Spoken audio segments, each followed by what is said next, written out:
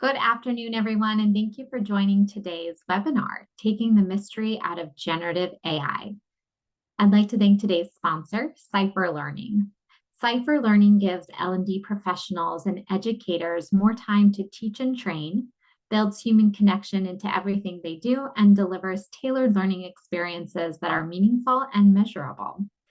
I'm Alexandria Clapp, the Senior Content Manager for Learning Technologies and Sciences at ATD, and I will be your moderator today. Our speaker plans to keep you engaged, so if you would like to interact with him and your fellow participants throughout our session, be sure to select everyone in the chat box, and we will have time for Q&A at the end of the session. So I'll be saving any new or unanswered questions to be addressed then. And now I'm very pleased to introduce today's speaker. Graham Glass is the co-founder and CEO of CYPHER Learning, and we are looking forward to learning more about generative AI. So without further ado, I'm going to pass it over to Graham to take it away for us today. Hey, hello everybody. It's great to be chatting with you. I've been really looking forward to today. I've given a few somewhat similar presentations to various chapters of ATD over the last year, but this should be the most comprehensive one so far. So before I get going and talking about generative AI, I want to give you a little bit of a background of where I'm coming from. So I've been an educator almost my entire life. And when I got my undergraduate degree in computer science, the University of Texas at Dallas, and then I came to, and then I decided to start teaching computer science at UT Dallas. And when I was teaching there, I started to try and use a lot of modern learning techniques such as competency-based learning. And that's where I really got my teaching chops, so to speak.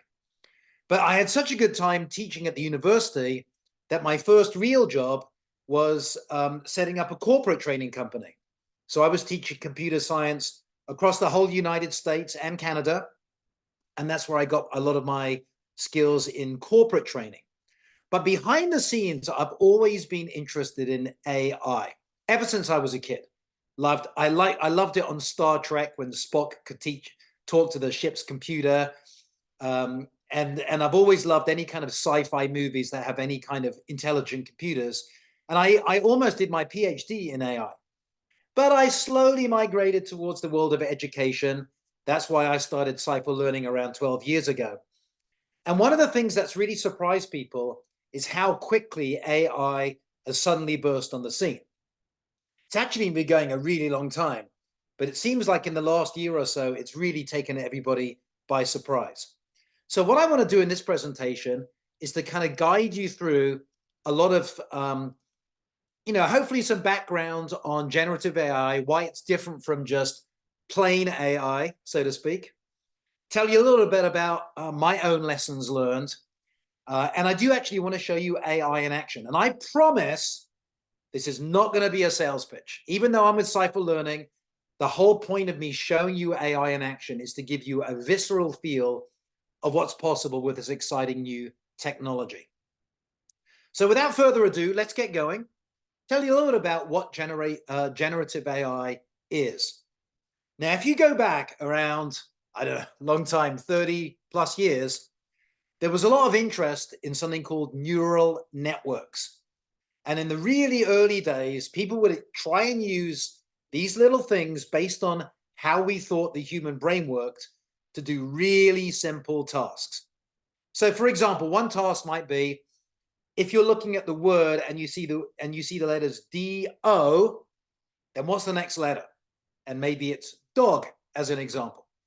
And they finally figured out how to create a few little neurons. It might have been 10 or 20 neurons to figure out the next letter in a sequence. Not very exciting, but it's very foundational stuff.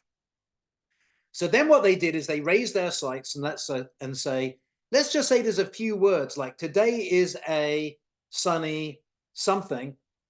And the neural network would eventually figure out it's a sunny day. So they gradually started broadening the horizons of what they were trying to get these neural networks to do. But they did start to hit some barriers, and they found that the computers were too slow, the technology wasn't quite good enough, and it kind of stagnated for a while. So people would think, oh, AI is kind of in the backwater, It's never really going to do anything. But there were some hardy souls who didn't give up. And as the computers gradually became more powerful, they started experimenting with much bigger networks. And they would say, well, here's a network with 10,000 neurons. And they found that as they scaled these networks up, they did actually become better. And then they got to the point of 1,000,000 neurons. And at that point, some very exciting things started happening. And they would start training these neurons on a whole bunch of open public domain books, like War and Peace. And they would start asking it very simple things like, what do you think of this chapter? And it would actually start to give answers. And everyone was kind of shocked. But they did notice, though, that they would start giving you an answer and then it would turn into gibberish. And it would be, well, War and Peace is a very good name, but today's a nice sunny day and I don't know what I'm doing. So people think, well, that's weird. It's like, it's really looking good, but then it sort of like all falls apart. But people did not give up. And then I think there was quite a famous paper called All You Need Is Attention, which figured out a very crafty way to get the AI to focus on the things that actually matter as opposed to drift off into gibberish. And that paper was called Attention is All You Need. And the technology was called the transformer. And the transformer is something that applies to the AI. And if you're familiar with ChatGPT, the T at the end is for transformer. And so what happened was, over a period of, say, 30 years, they kept on hitting roadblocks, and then they would go past them and hit another roadblock, get past them. And after all these things came together, I think probably about a year and a half ago, was this big breakthrough where they released ChatGPT-3. And for the first time ever, people could actually sit down and talk to an AI and actually get a pretty smart response. And I'm sure a lot of you have tried it, but I still remember the first time where I tried it and I go, okay, this is probably garbage. What's 2 + 2? It's 4. Well, that wasn't very difficult. And I give it another problem. And before I know it, I'm saying, because I'm an educator, hey, if you were going to build a course on digital marketing, what's the course outline? And it would do a phenomenal job. And that's where my jaw literally dropped. It's like, oh my goodness, this thing is quite amazing. And that kind of brings us to where we are now, where it's accelerating. We've already got ChatGPT 3.5 and ChatGPT 4. ChatGPT 5 is coming like a steam train. Google has Gemini 1.5. So it's off to the races now. And these things are just going to be getting better and better. So that's just a little bit about the history. It took a long time coming, and now we're seeing the fruits of all those labors. So it's a very exciting time. It's definitely not what I personally expected. But obviously, since I'm in the education business, I'm always looking for, well, how do you use this AI technology to improve the way that people learn and the way that people teach? And I think I do have a fairly good idea of what is possible. So now I want to tell you a little bit about how this stuff actually works behind the scenes. And it's not going to get technical, don't worry. But I just want to kind of give you a little flavor of it. Because one of the common questions people will say is, when I ask the AI a question, is it just going to copy and paste from something it read on the internet? Or when I ask it a question, why can't it give me a link to where it found that information? Which are both really good questions. And the way that the AI learns is somewhat analogous to the way that a human learns.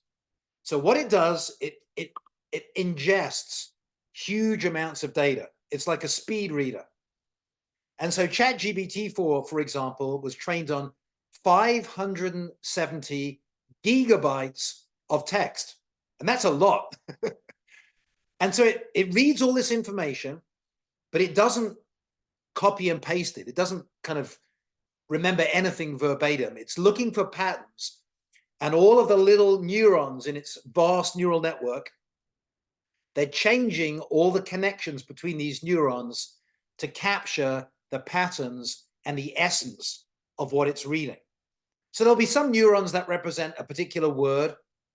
There'll be some neurons that capture the connection between words, like this word oftentimes comes with this word. There are neurons that start representing grammatical patterns, things that it sees in the language. And it's interesting to note that GPT was trained on almost all the languages in the world. So it's not like it's not an English AI. You can actually talk to it in Chinese or Swedish or any language that you want, and it will actually answer back in that language. So it's forming these connections, and ChatGPT has over 1 trillion connections in it already. Now, human brain has around 100 trillion. So we're still a little bit ahead of the AI, but probably not for long. So it remembers the essence of this thing, and it has to see things again and again and again to create these patterns. But it doesn't remember any specific block of text. So if you ask it a question, it's like asking me a question. I'm not going to give you a copy and paste from some book I read 10 years ago. I'm going to create you a brand new sentence based on the essence of what I've been exposed to over my life. So first of all, these AIs don't copy and paste. They're actually creating fresh sentences based on their knowledge. And the second thing is that by default, and this will probably change over time, they don't remember where they found something either. And most human beings remember very little about where they found any particular information, which is why it can't give you a link. But these AIs try really hard to please you. So part of the training process called reinforcement learning, they interact with humans at companies such as Google or OpenAI, and they try very hard to please the humans. So if you ask it for a link, and if it doesn't actually know the link, sometimes it goes, well, I'm going to try really hard. What about this? And when you click in it, you find out that link doesn't actually exist. And my kids do this all the time. You ask them a question and they try and give you some answer.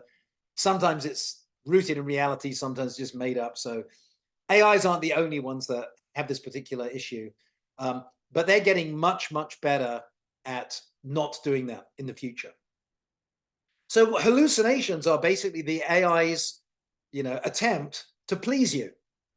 And if they happen to have the information at their fingertips, they'll do a good job.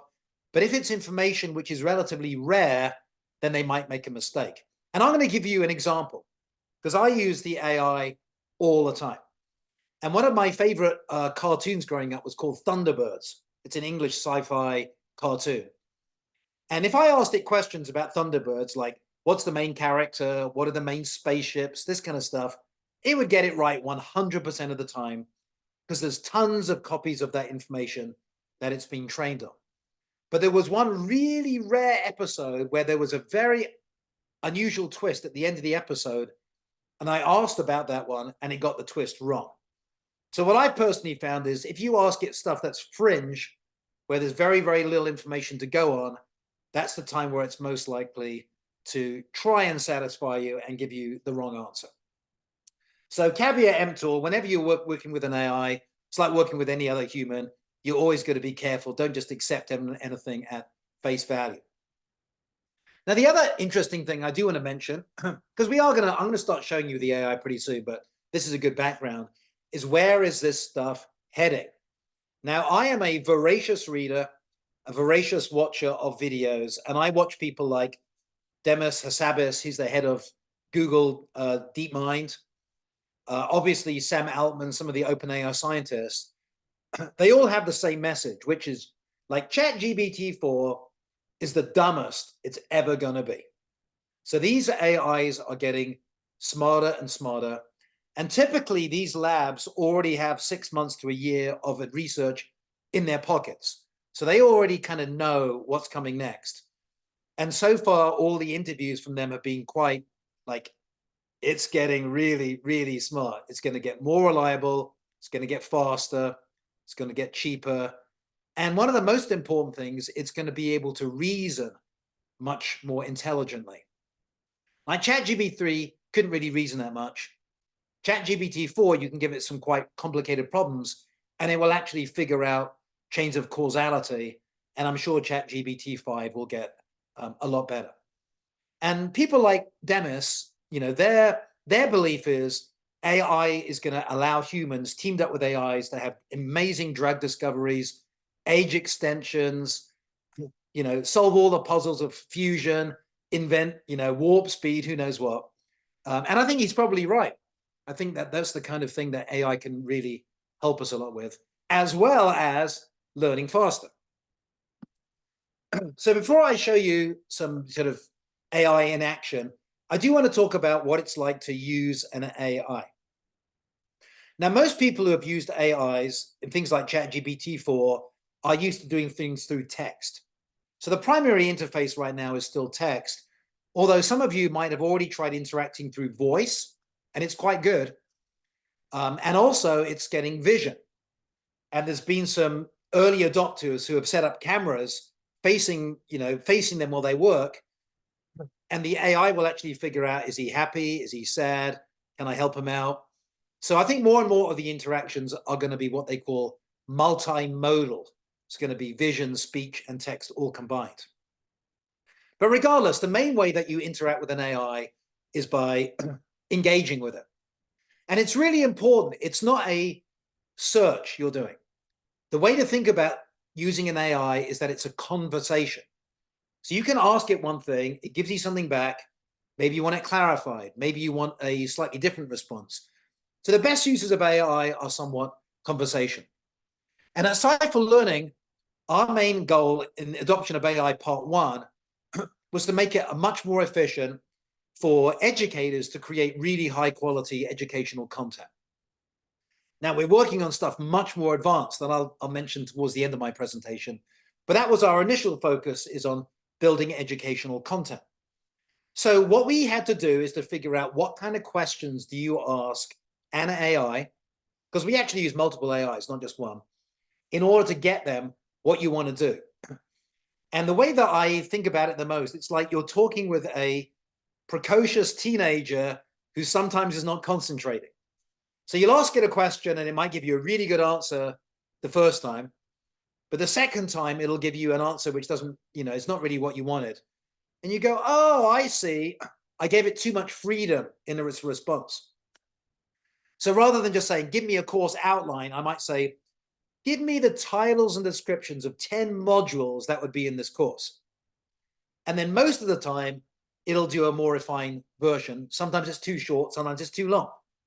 So then you refine your prompt more. Well, give me 10 modules with titles, and I want the description to be between 2 and 3 sentences. Now I'm getting it into the zone. But even then, sometimes it will get it wrong. So sometimes you say, I want 10, and it'll give you 8. And it doesn't make any difference how many times you say, please give me 10, please concentrate, it'll just give you 7. So when you're building computer software based on prompts, occasionally you have to deal with the incorrect answer and just ask the question again until you get what you're looking for. So what we've discovered using prompts is you get more and more refined, and you get, you kind of box it in so it doesn't have a lot of degrees of freedom. And that's why I say when I've been working with this thing, it's a bit like talking with a teenager. It's like, come on, concentrate, please. Stop looking out the window. Now, once you've done that, what we've also found is you might upgrade to the latest and greatest model, and then it has its own quirks. So AI is a little bit quirky. You have to kind of get used to how to work with them. So our overall approach was, we don't really want people to have to deal with all of this prompt engineering in order to take advantage of AI in the world of education. So what we want to do is we'll create all of these prompts that have been refined over months and months of effort and hide them from the end user, so they're essentially packaged. So what you do is you'll say, do X, and it will go ahead and do it on your behalf. And I think that's a general trend. Obviously, you want to have some degree of freedom with an AI, but you don't want users to all have to become prompt experts in order to take advantage of AI. Another very interesting that I found is how it supports internationalization. And this was actually quite shocking to me when I first interacted. So when I started working on it. Let's create a course in English. So all the prompts that we created were all in English. And our assumption was, well, if you give it an English prompt, it'll answer in English. But when we want to create a course in Spanish, we're going to have to take all those prompts, and rewrite them all in Spanish so it knows to return in Spanish. And I was thinking, oh my goodness, this is going to be a long effort because we support 50 languages. What I found, though, to my great delight, is you don't. You can actually talk to it in English and say, by the way, I want the response in Spanish, and it will just happily give it back to you in Spanish or in Swedish or Swahili or whatever you want to ask it. And then I remember thinking, how does it do that? Do they license Google Translate, and inside the AI it's all English, and then the final output comes out translated? But it's not. So these AIs actually natively understand all of these languages simultaneously. So when you ask it for in Spanish, the AI itself knows the grammar of Spanish, and it separates the concept from the language. So it conceptually knows the answer, then gives it back to you in Spanish. And I was actually astonished by that. That was quite an eye-opener. So these AIs actually are multilingual as well. Very cool. So, and by the way, I can see a bunch of chats. I'm not ignoring you. I want to show you some AI in action, and then we're going to go through as many of your questions as we can. So I'm a big believer in show and tell. And, my experience with ChatGPT was people could talk with me all day long about how great AI was. But it's only when you actually interact with ChatGPT that you realize that it's literally a breakthrough. I mean, this has never happened in the history of humanity. So I figured I want to show you all what AI can do right now. And I'm going to focus on creating educational content because we are educators after all. But I'm also going to give you a little hint about where I think things are going once you go beyond this kind of initial phase. And a couple of things I'm going to mention before I show you in action. There's actually multiple AIs that are going to be used. So it's not like there is one AI that does it all. There are AIs that are best at image synthesis. There are AIs that are best at voice synthesis. There are AIs that are best at finding things. There are AIs that are best at generating text. If any of you who have seen things like the initial preview of Sora, you know that video synthesis is coming quite soon as well. So first of all, there's a lot of AIs, and they're all being orchestrated behind the scenes. The second thing that I'm going to underscore is that you don't have to know anything about AI at all to take advantage of AI when it's packaged and behind the scenes. The third thing I'm going to mention is that to do what I'm about to show you takes at least 300 or 400 prompts. So there's a huge amount of communication going backwards and forwards between our stack, if you like, and all these AIs. They're all being orchestrated really, really fast. And you don't want to sit in a ChatGPT going through 300 prompts one by one. So one other thing that's quite common is to go parallel. Like you can talk to lots of AIs at the same time, get all their responses back, and then piece them together like a jigsaw puzzle, if you like, to put together the final thing. The other thing I'm going to mention is what I'm going to show you today is creating some educational content from public data. That's the 570 gigabytes that these AIs ingested. And it's pretty up to date. It's up to December 2023. So it doesn't know about the last few months, but it knows about everything before then. And pretty soon AI is going to be real time. So this lag in training data, pretty soon you're going to be able to ask an AI about something that happened 5 minutes ago, and it's going to know about it. But it's also really popular to want to create educational materials out of your private data. So you might have a video or a PDF or a PowerPoint or a Microsoft Word document. And technologies like ours can ingest that and use that just like we can public data. I'm not going to show you in this demo because we don't have that much time.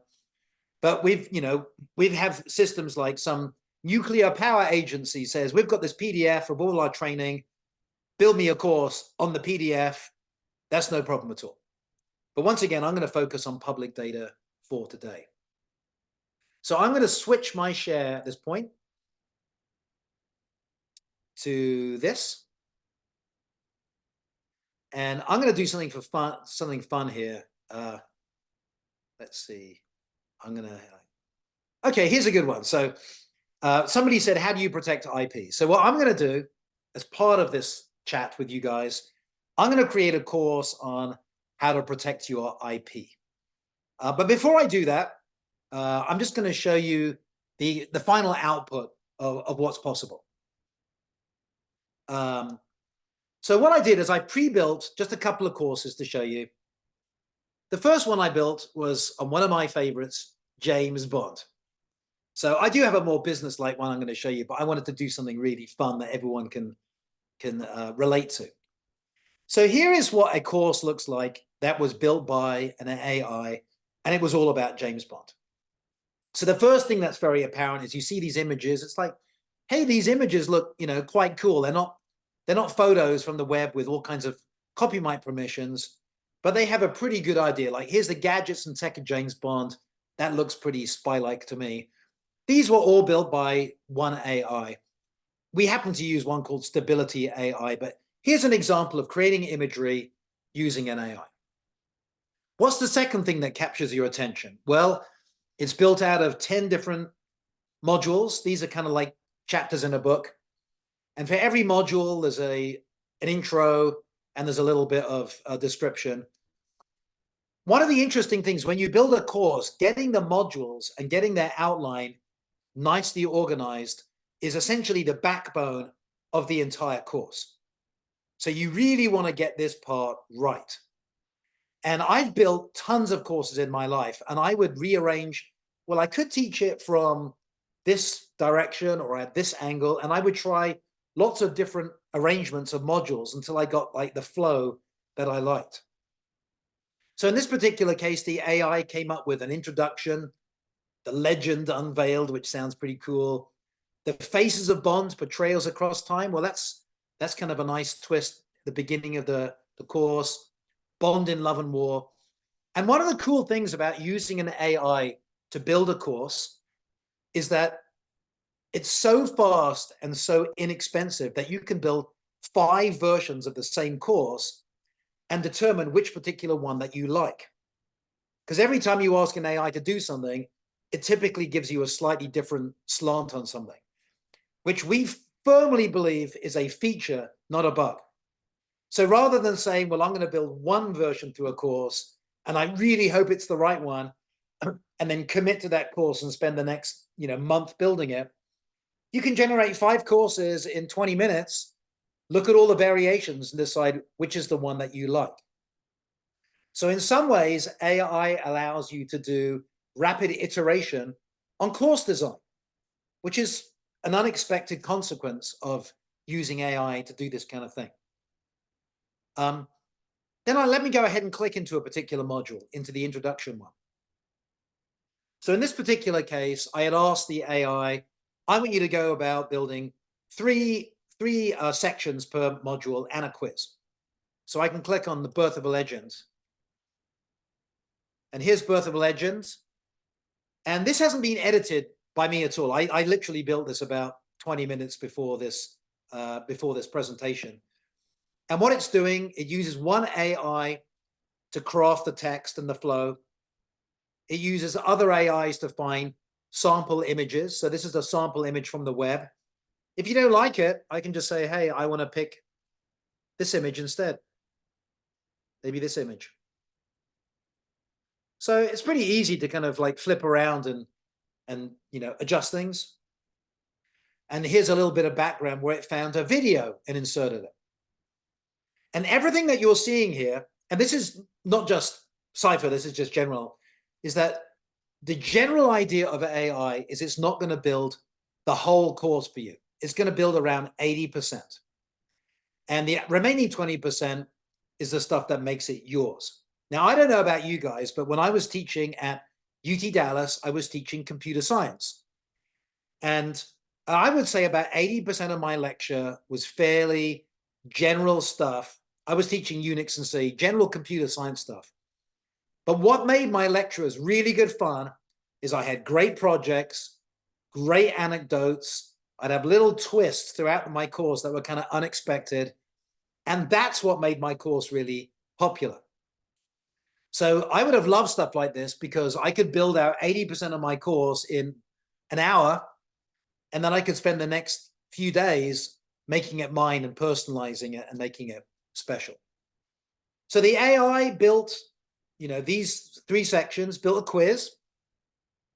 So this is a quiz with tons of questions. Nobody likes to build quizzes. It's super boring.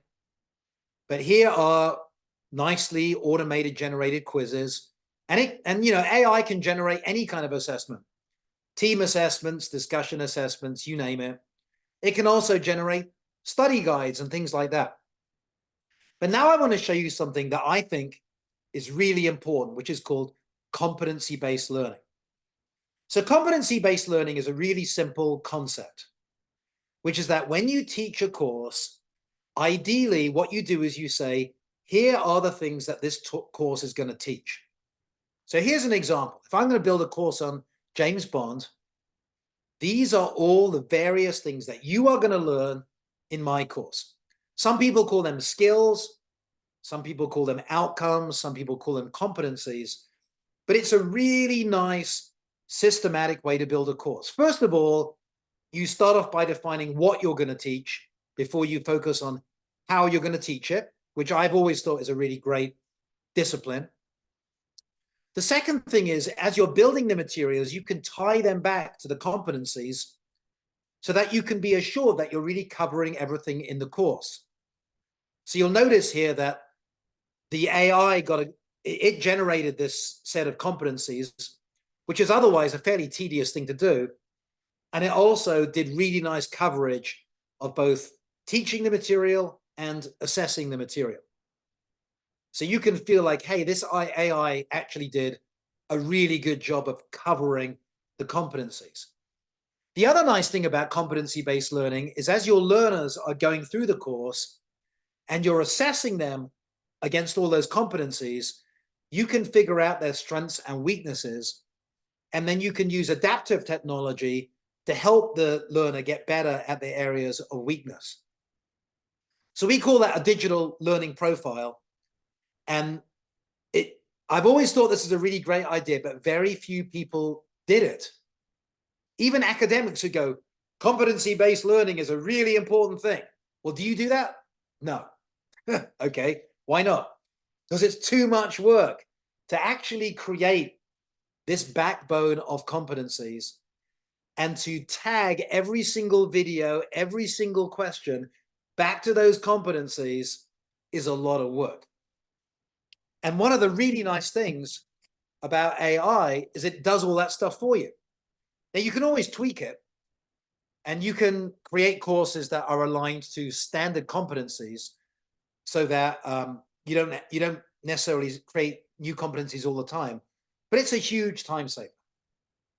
So the first thing I wanted to do is to show you a little bit about what an AI generated course looks like. In this case, I'm also going to mention that it was gamified by the AI. So when you create this course, you're doing a 007 adventure. And as you get points and badges, you're a Bond novice, a secret agent, 00 specialist, master spy. People love gamification. And it's even more popular in business than it is in high school, which is quite funny. So the general idea is competencies, finding videos, synthetic imagery, etc., can all be done by an AI. That's like the important thing to recognize. So now what I want to do is I want to show you how you can use an AI to help you build a course. And in the webinar chat, I noticed someone said, hey, how do you protect your IP? So let's build a course on how do I protect my IP? So, I'm going to go and add a course. How do I protect my IP? Very simple thing. Get assistance from the AI. Now, the important thing here is that you'll notice I'm just going to give it some pointers. You don't have to know anything about prompts. So you can say, what's the name of the course? What kind of course? You can have a course that's more like a storyteller. You can have a course which is like a very professional, official one. You can make it lighthearted. So I can say, I want it to be an intermediate course for, well, we'll keep it for adults, but I want it to be casual. I don't want it to be too officious. And although, as I mentioned, I really don't think that you need to get into prompt engineering to generally use an AI. Sometimes you do want to give it a nudge. So you might say, make sure you address video watermarks. So if you have any specific nudges you want to give it, you can go ahead and put it in there. Generate it in one of 50 languages. I'm a big fan of synthetic imagery because generally speaking, you want to avoid copyright issues with existing things on the net. So I'm going to say, build me some images, and I'm going to do it fantasy. Oh, that sounds interesting. Let's see what that one looks like. If you're familiar with micro learning, you might want to pick that. I'm not going to pick it in this particular. Well, yeah, I am going to pick it actually. It's actually quite a good one. And I'm not going to have a voiceover, but I will show you that in a minute. And then in terms of what you want to cover in the course, you can say, hey, you figure out what 20 things you want to cover in this course. Or you can say, hey, you know, there's an ANSI standard for a 3D animator or a 3D modeler. You might not be able to see this pop up, but I'm basically picking from a list of standard competencies. And I can say I want 10 modules. I don't want a glossary. Maybe I don't want quizzes in this example, but I do want it gamified. So all I basically did was go click, click, click, click, click, click, click, continue. Now this is the important part, and this applies across the board. The AI is generally not going to do the whole thing. And I have heard some quite horror stories about instructors who built a course with an AI and then just published it and then just started teaching it without reviewing it for accuracy, without personalizing it, without doing any of that stuff. It's borderline malpractice, honestly. It's like the AI is not going to do your job for you. It's going to help you do your job. It's going to do about 80% of the work. So we're going to go ahead and go through this thing. We're going to say create it. And now it's going to go and do its thing. So it's saying it's thinking it's going to take about 10 minutes, but don't worry, I'm not going to sit here doing nothing for 10 minutes. I'm going to show you some other cool stuff. But I am going to keep coming back to this because I want to explain how the AI does what it does. Because the whole point of this presentation was demystifying this stuff. It's not magic. It's going through a series of very, very well-defined steps to build out that course that we asked for. So I'm going to come back to that course in about a couple of minutes. And the first thing that we're going to look at when we come back is what competencies has it decided that it's going to teach.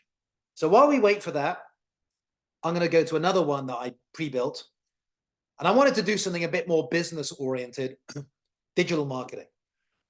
Now, one of the things that's very interesting about generative AI is you can generate a course that is as general or as specific as you want, which is not the case if you license some pre-built content, kind of jukebox of courses. So you could say digital marketing in the Philippines for government work, and it will build you a course for that specific thing. Or how to become really good at technical support if you're already a senior software engineer, it will build a course on exactly that. And it takes a bit of getting used to the fact that Gen AI is that flexible.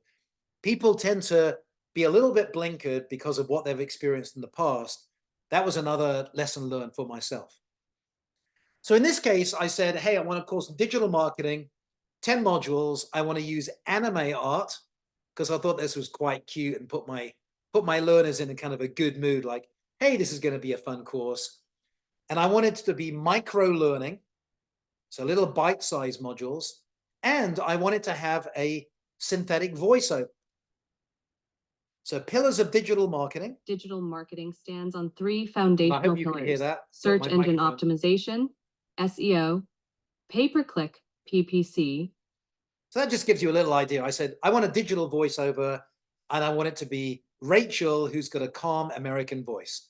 But you can make it, British, you can make it Chinese, you can make it any kind of language and most kinds of accent.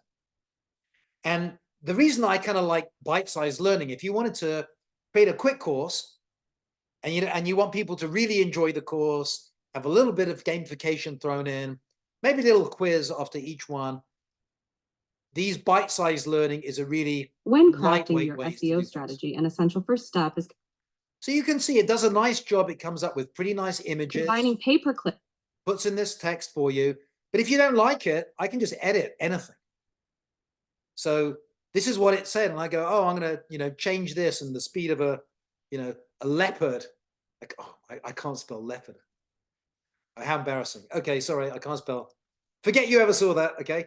And don't tell my kids. Combining pay-per-click, PPC. So this was an example of a course that had a little bit of a different flavor, a digital voiceover, anime art. This course took about 10 minutes to create. Then I would go in and spend 4 hours, 8 hours reviewing it, making changes, making it mine. At that point, it would be ready to teach. So another cool example. So now let's go ahead and look at what's going on with the course that we're building about IP. And I'll tell you what it's doing behind the scenes. So the first thing that it does is it comes up with the, oops, hang on a sec, that's strange. Okay, I'm going to use a different example because that one's not finished yet. Go back to digital marketing. Here's what it does. What it does, it tries to figure out what specific competencies it's going to be teaching. So the first prompt before anything else is, you are going to teach a course about whatever, in this case, digital marketing. Please tell me all the competencies that you are going to create, and I want to organize them into groups. So here's the case of digital marketing. So here's search marketing, here's social media, here's direct marketing, here's website, and that's part one. And once it's done that particular grouping of competencies, that's effectively the backbone of the course. And that can take up to, say, 2 minutes. And you can replace this with your own competencies. You're not necessarily stuck with what it's done. The next thing that it does, it says, okay, given this set of, and by the way, it's taking a little longer than usual, that other AI that I fired off. So this is my backup strategy. If the AI is a little bit slow today, go through a course I've already created. So the second thing it doesn't generate the actual content. It says, create me now the skeleton of the course. That's going to teach all of the competencies that you already came up with. But now just come up with a title of the modules. So now what it does, it creates this high level structure. And that actually normally takes it around 2 to 3 minutes. It's like deep thought, thinking. And in the prompt, we found that if we say, think through this step by step, it actually does a better job than if you just say, do it. So you kind of have to massage the prompt a little bit to cajole it into what you want it to do. So after about 2 minutes of deep thought, then it has created the high-level outline. The next step is you say, given this high-level outline, what 3 sections would you put in each module to cover all of the competencies? So you're kind of putting flesh on the bones, so to speak. So then it just figures out for every module, what are these sections?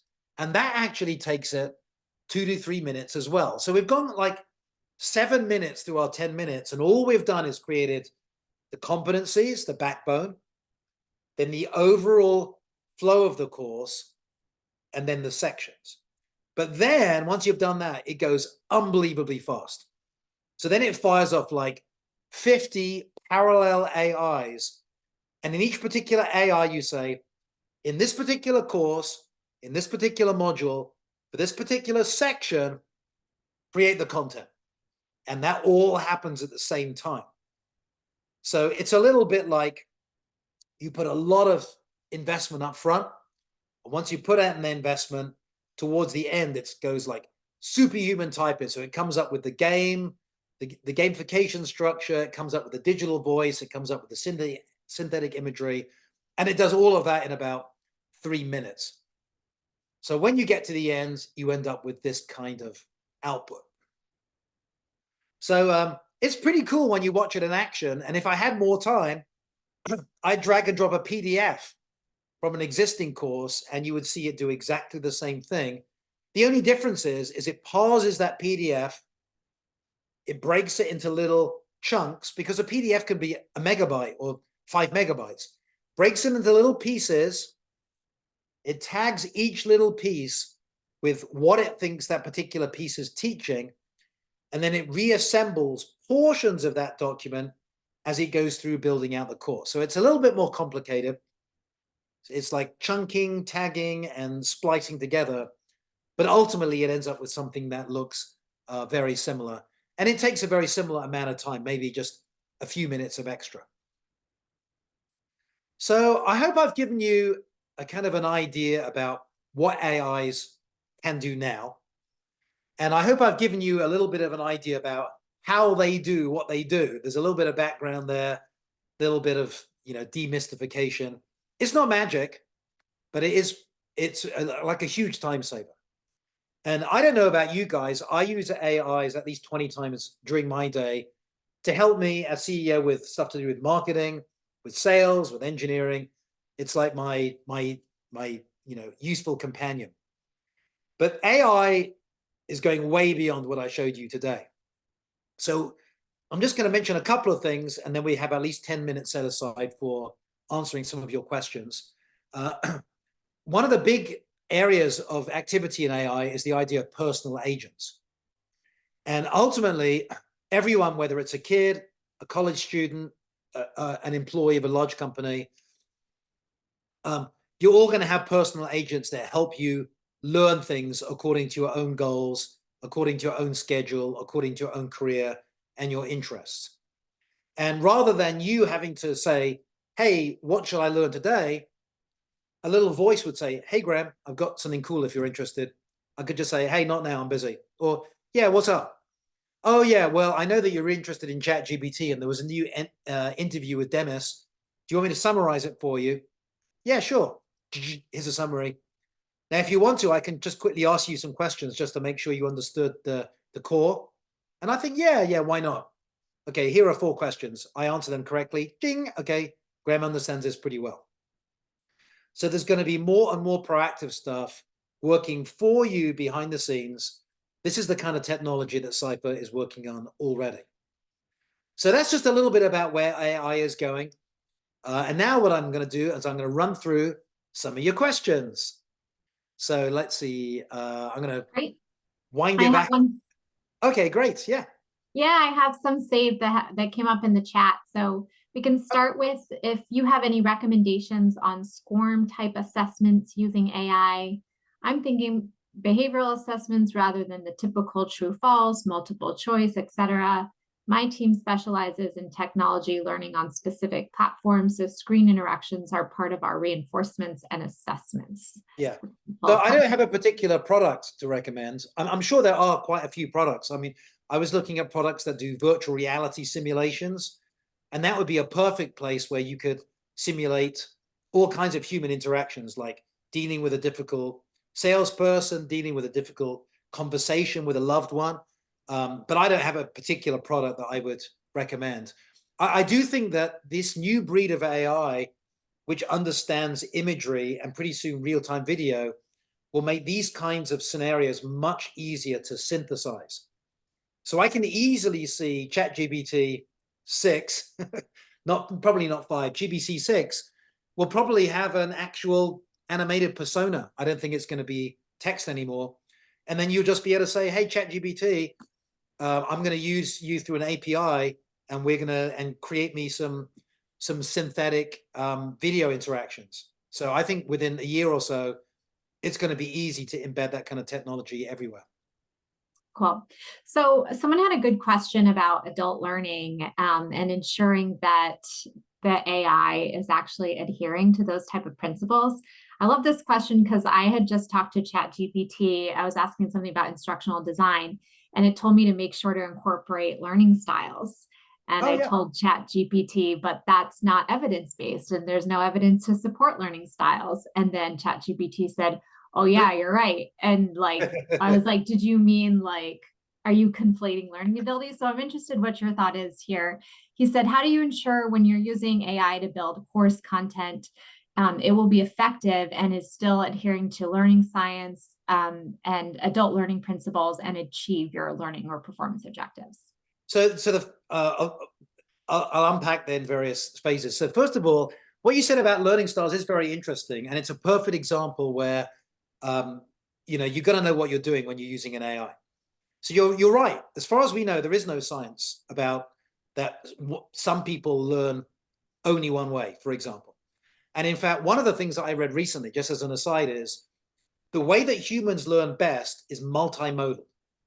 So in other words, if you're going to build a course, you ideally would like to incorporate various different modes of learning all into one course, and then everyone will benefit, as opposed to I'm just going to teach this way for one person, one way for them. That's just an aside. So I would say there's a lot of opinions about this, about what makes the most effective kind of courses. So for example, I think project-based learning is extremely effective. And in project-based learning, you actually have to take the time to actually do something, as opposed to just answering quizzes, et cetera. And courses built on project-based learning are typically not going to be all online. There's going to be an offline component. So there is going to be a variety of different opinions about what makes the most engaging course. And, I would say, like, using any kind of tool that allows you to nudge it gives you at least some flexibility in that regard. So, when I was going through this thing and I was saying, well, make sure you cover video IP protection, you can actually say, when you build this course, I would like you to build a course with a certain slant or a certain philosophy. And, my personal belief is I don't think that courses are the future of learning. I know that sounds a bit heretic. I think courses are a traditional way of learning where you go through in a certain kind of sequence. But I really like interactive stuff where you interact with this. It's like almost like supercharged tutor. And based on your interactions, it customizes it literally for you. And one of the things I encourage you all to do, if you've never tried this in ChatGPT, is you can actually ask ChatGPT with no extra trimmings or anything, teach me linear algebra. So you don't ask it a question, you literally say, please teach me. And it will actually come back and say, okay, let's get started.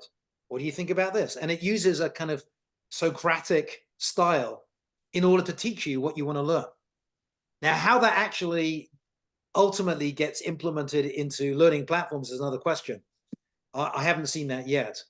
So I would say just, nudging it is probably, in terms of commercial software, is probably the best you're going to get. If you're using ChatGPT raw, then I would say just make sure you dialogue with it and cajole it into going down the direction you want to. Yeah, good recommendations. Okay. Someone asked, are there free platforms that can do similar things that have been demonstrated here? Sorry, are there what? Free platforms that can free platforms. I don't think so. I mean, in terms of free platforms, there is Google Classroom is a free product for schools. And Google Classroom doesn't do competency-based learning as far as I'm aware, but it has some form of generation. I think there's Microsoft Education is free for high schools if you're a Microsoft 360 customer. So it's not free, it's bundled with it. And that has some elementary AI stuff, but not competency-based learning. But I'm not familiar. I mean, I would tell you, doesn't make any difference to me, but yeah, I don't know of any free platform that does everything you saw. Okay, I'm going to move to the next one. Can you upload a webinar video and then have it generate quiz questions with answers from that? Yeah, you actually build the entire course from a webinar video. So there's one of our customers, and they sent us a 1.5 gigabyte video of one of their founders talking all about cybersecurity. And you can just upload that video. And what it does is it uses lots of different AIs. So it uses AWS Transcribe to listen to the video and create the text version. So now it's got the text part. Then we use an AI to break it into little pieces. And we identify all the competencies that are being in that particular course. And then based on that, then we can start creating the course outline, including, of course, question banks, written assessments, all the usual stuff. So if all you want is question banks, then when you build a course, you just uncheck everything apart from question banks, and it just builds question banks from the video. But it does seem like a lot of people, especially people who want to create compliance training, which is quite tedious and oftentimes has to cover huge numbers of competencies, then taking an existing bit of content and kind of upgrading it that way is a really good use of an AI. Okay, how do you verify that the information that AI is giving you is correct or accurate? So is the question, how does the human do it, or how does the AI do it? So, if as a human, what you do is you use your brain. So I know that sounds a bit trite, but like, I'm an educator, so I'm really, really good at computer science. So if I'm building a course in computer science, I have the ability to look at what the AI generated and check it pretty much for accuracy. But it's like 100 times faster to check something for accuracy than to actually write it and wordsmith it and everything yourself. There are going to be occasional things where you go, that doesn't sound quite right. At that point, I'd probably engage with another AI or do a Google search just to do a cross-check. And that's not unique to AI. That's what I do when I read the daily news. Like, there's so much garbage out there. You never really know what to believe and what not to. So you triangulate. Now, one of the things that we are doing, though, which I think will be quite cool, is we're going to be releasing something called AI Crosscheck that uses a different AI to look at the output from the first AI. And the idea being there is that if something is deemed true by two different AIs from two different companies, there's a much less chance of it actually being bogus. But ultimately, though, you're a human out in the world. You actually have to deal with misinformation on a daily basis. And working with an AI is really not that different, except that I think AIs are generally give you less bad information than humans do. Can you clarify? It's come up a few times in the chat, and I do think there was someone on the CYPHER team that addressed it, but folks are interested to understand like how their data is protected, or if their IP is protected, if they're using a platform like CYPHER. Beverly just asked a variation of this. I know we had it earlier. Is it a closed system, or is it sending your request out to the internet? So can you describe how? Yeah, and that's the same question people ask of Microsoft. So Microsoft Copilot is sitting on tons of enterprise desks and people are asking it a question. So the question is like, well, what are you doing with all this information? So we don't store any of that stuff. What we do is that we call the APIs of companies like Microsoft, who are bound by law and all of their agreements with their end customers, of which we are one, to never, ever use what's sent by the API for anything more than answering the question. Now, if you're using a free chat GPT, I think maybe OpenAI might use that for training. But if you're using paid APIs, then we are guaranteed by companies like Microsoft and Google that that information will never be saved anywhere. And they have a massive financial interest to not break that agreement. Otherwise, they'll be sued for billions of dollars. So I think we're pretty safe to say that anything that we send is always through these APIs and it's discarded. And the only thing that's remembered is the course, which of course you own. We don't retain copyright on any of that stuff. Okay, time for our last question. Is Clippy going to take over? That has been upvoted the most in the chat, and I was saving it for last since we had real questions. Oh, you mean is AI going to take over the world? I would say maybe Clippy has a resurgence as like an AI avatar or something. I don't think Clippy itself is going to come back. I think that humans actually have a fair bit of control over how AI gets adopted amongst the world. My hope is that scientists and engineers will use AI to build amazing things and allow me to live to 500 years old. But we'll have to wait and see if that happens or not. Okay, I think we got to most of our questions here. Anyhow, Guy, I just want to say it was a real pleasure chatting with you. It's a shame that there's not more video interaction, but I have been really enjoying all the comments, etc., on the chat, and I hope you benefited from my presentation. Great. Well, thank you so much, Graham, and thank you to the CYPHER team. Thank you for all of our attendees for joining us today and being very engaged and interactive in our chat. We hope to see you at future ATD webinars and demos, and have a wonderful afternoon. Thanks.